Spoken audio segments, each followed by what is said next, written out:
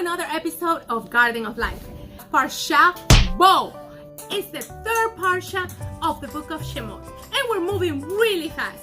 Paro finally said, go, take your people, take everybody. I don't want none of your people here. In this Parsha, we see that the people of Egypt was told to serve gods of gold, wood, silver, and also they consider animals to be holy, like the sheep. They considered that the sheep, it was a holy animal. And in Egypt, in those times also, many of the Hebrew people served idols. So Hashem commanded the people to take a lamb, to slaughter the lamb, and to roast it in their home. So he would put the blood of the lamb on their doorpost. So in this Parsha, let's talk about the last 3 plagues. Moshe told Paro, what did he tell Paro again? Did you remember this artwork for last week? Do you remember what he told Paro? What does he say? Let my people go. But this time Moshe will not be by himself because Hashem went with him. He said, come to Paro. Bo. So, come to Paro.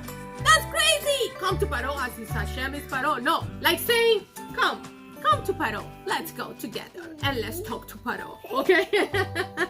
So, we're gonna use the same artwork that you have for last week. Remember for last week? Okay, and we're gonna fill these 3 spaces, okay? So Moshe said to Paro, you have to let us go. And Paro said, okay, Moshe, okay, take few people, okay? Take few people, but leave some in here. No, that wasn't good for Paro to say.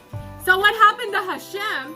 Sent a rain, a storm, a hurricane of grasshoppers. They ate everything. They ate all the crop. The grasshopper, they ate everything. They were huge. Suddenly, the grasshoppers show up. And look, they ate everything. They ate everything. They were everywhere. They were like hundreds, thousands, millions of them. They covered the whole land of Egypt. All the crops they ate. They ate. Oh my goodness. The Egyptians had no hope. They were like, what are we going to eat now? Can you believe they have nothing to eat? The grasshopper ate everything. Did you have a grasshopper here? I see a grasshopper here. Is there a grasshopper here? They were everywhere. The grasshopper ate all the crops, the barley, everything. They ate everything. They were all over the places.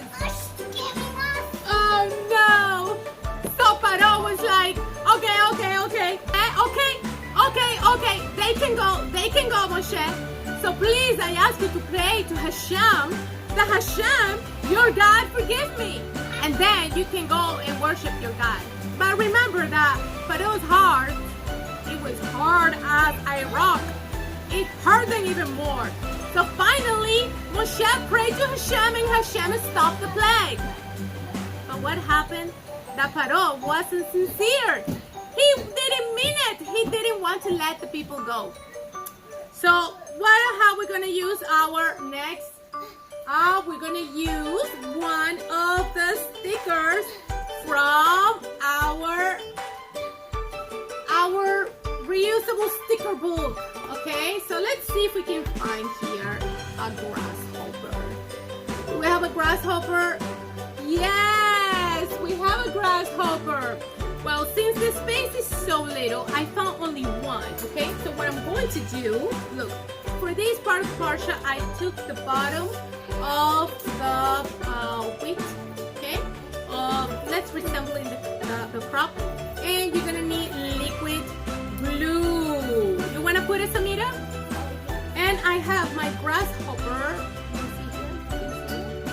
It's my grasshopper here.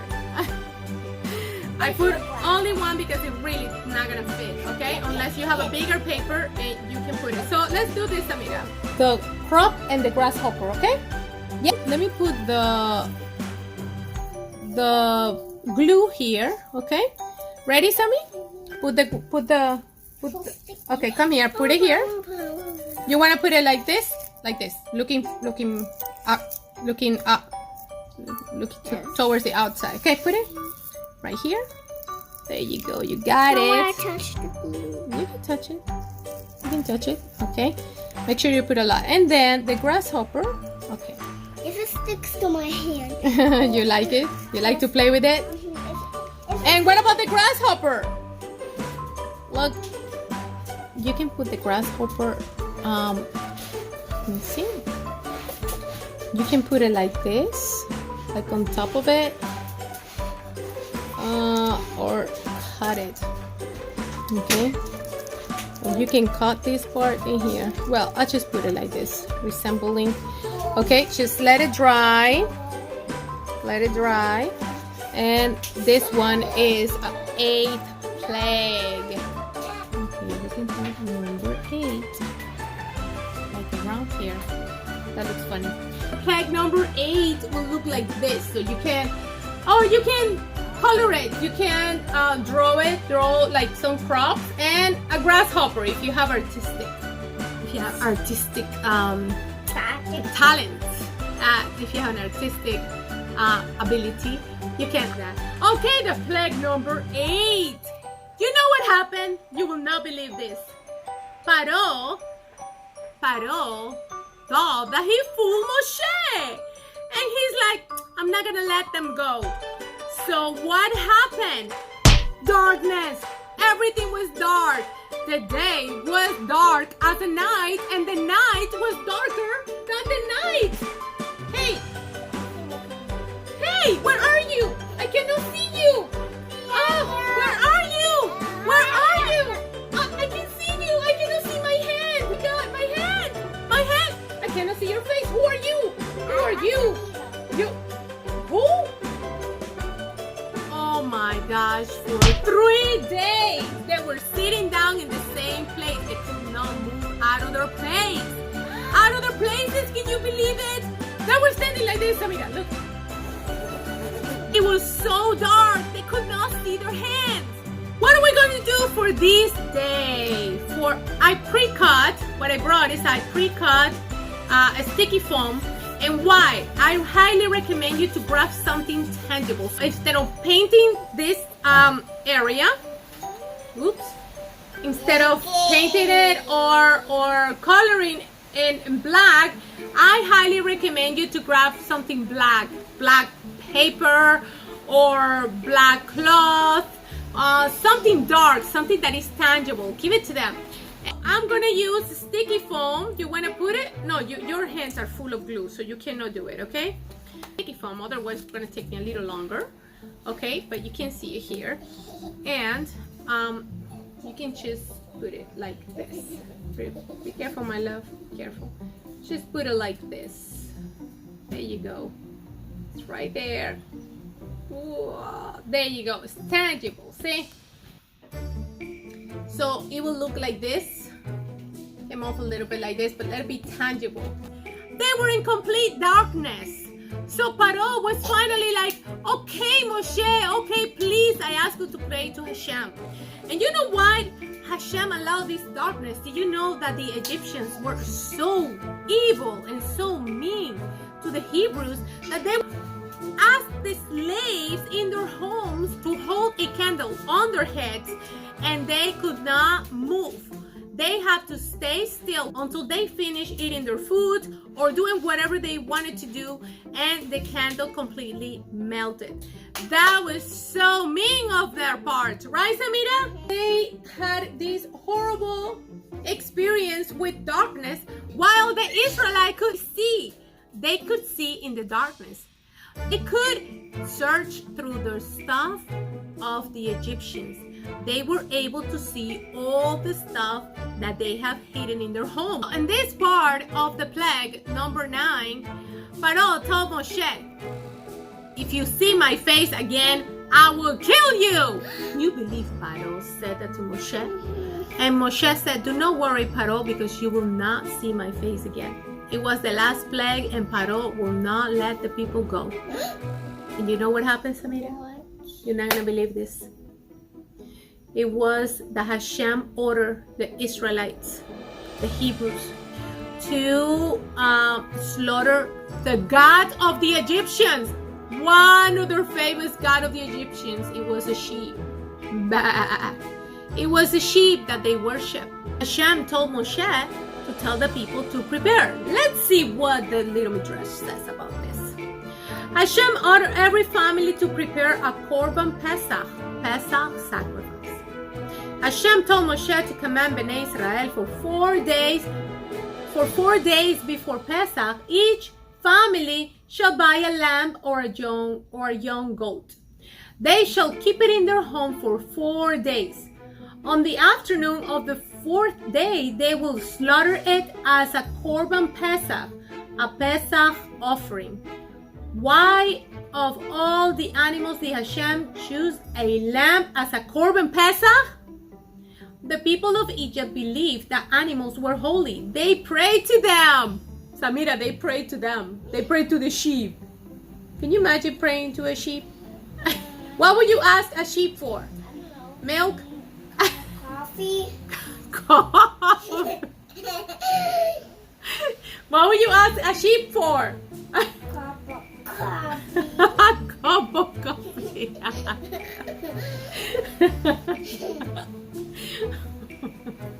Okay, so the people, so they prayed to the sheep and the goats to show the Egyptians that they were wrong.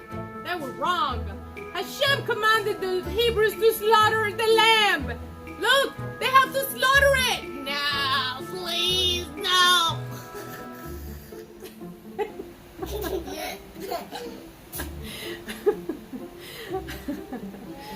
And then it says to slaughter lamb, the Egyptian gods. By fulfilling this mitzvah, the Jews proved that they trusted Hashem and did not believe in the Egyptian idols. Of course not. Why did Hashem command the Bnei Israel prepare the lambs in advance 4 days before Pesach? Find out. An animal is kosher for a korban only if it is perfect, if it has no defect on its body. During those 4 days, each family tie its lamb to a bedpost and examine the animal very carefully to make sure it was kosher for a korban. Hashem commanded the Jews to begin the mitzvah a few days early to earn the merit to be taken out of Egypt. Imagine how much courage a Hebrew family needed to take a lamb, the god of the Egyptians, and prepare it for slaughtering as a korban. The Hebrew trembled, thinking how angry the Egyptians will be when they found out about it. Certainly they will kill every Jew. And still all the Hebrews listened to Moshe. Each family prepared a young sheep 4 days before Pesach. Hashem was proud of the Jews. By fulfilling this mitzvah, this is the sheep, okay? So by fulfilling this mitzvah, they showed that they no longer believed in the Egyptian god. And they proved that they obeyed Hashem, even when they thought it might be dangerous. Now they had a sechuz in which they deserved to be redeemed. Hashem told Moshe on the 14th day of the month of Nisan, and each family must slaughter a lamb. You put some of the lamb's blood on the doorpost that are in either side of your front door, and some blood on the lintel above the door. Hashem will pass over the homes of Egypt in the middle of the night of Pesach to kill the Egyptians' firstborn. Okay, so for our project, we are going to use the symbolism of the firstborn, okay? Here, we're going to put it in the space. What are we going to do for this one? Okay, we're going to do something fun. Well, not too fun, but it's fun, okay? We're going to do something very interesting. We are going to, I have this little sticky foam that we are going to use as the doorpost. Okay. You just have to take away this sticky foam and put it here on the side like this. Okay, mostly like towards the beginning of the page. Okay, like this. Then you grab another sticky foam and do the same thing. There you go. Okay, do the same thing, and you put a second one right here. Okay, like right here. Okay, like that. And we're gonna use a third one on the top. Okay, resembling like a house, like doorpost. Okay, like this. See?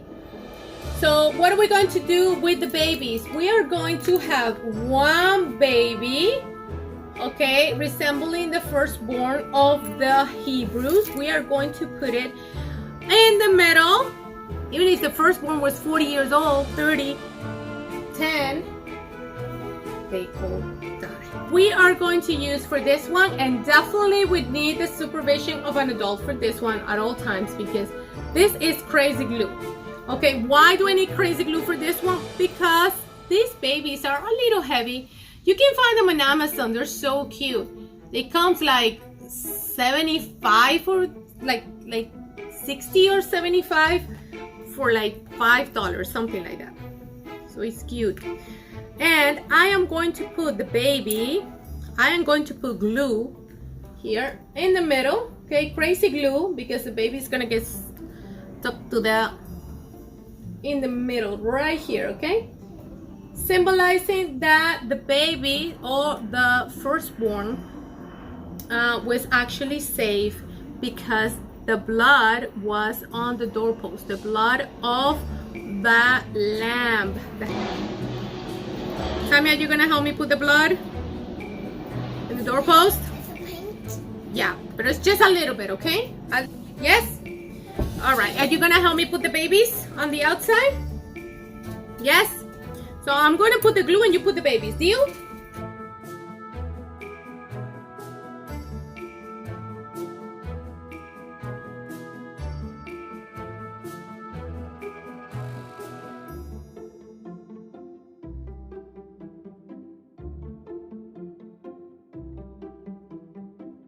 Until you're gonna put it like this, like looking down, okay?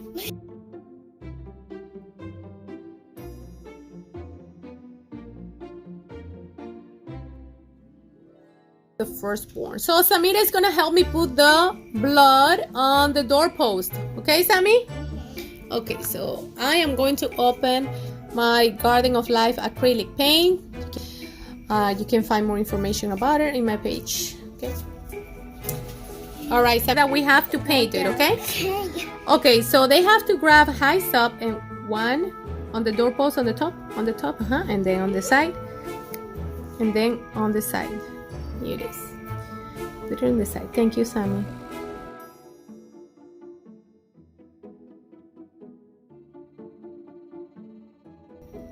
It came, it took, and it strike all the firstborn, except the one that were completely safe in the house that had the doorpost with the blood of the lamb. It was certainly a very sad night.